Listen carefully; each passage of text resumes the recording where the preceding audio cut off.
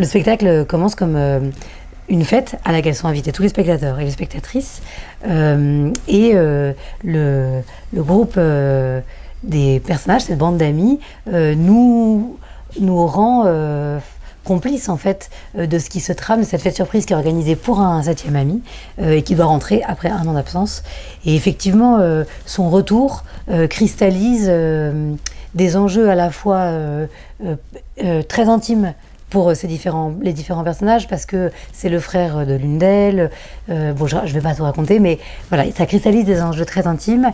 Et en même temps, ça se passe à un moment de montée d'une menace, de l'éclatement d'une guerre. Et donc, il y a cette espèce de pression un peu sourde qui traverse et qui est présente dès le début du spectacle, de la pièce. Donc oui, j'ai essayé de travailler sur cette ligne à la fois d'une situation très concrète qui appartient à ce groupe de personnes ici et maintenant, tout en travaillant un contexte plus grand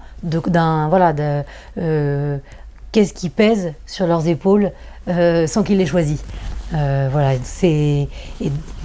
ouais. Et c'est marrant parce qu'on a beaucoup parlé de la Cerizay, alors que ça n'a rien à... Enfin, je suis pas du tout sûre qu'un spectateur ou spectatrice fasse le lien, mais oui, on a beaucoup parlé pour plusieurs des personnages.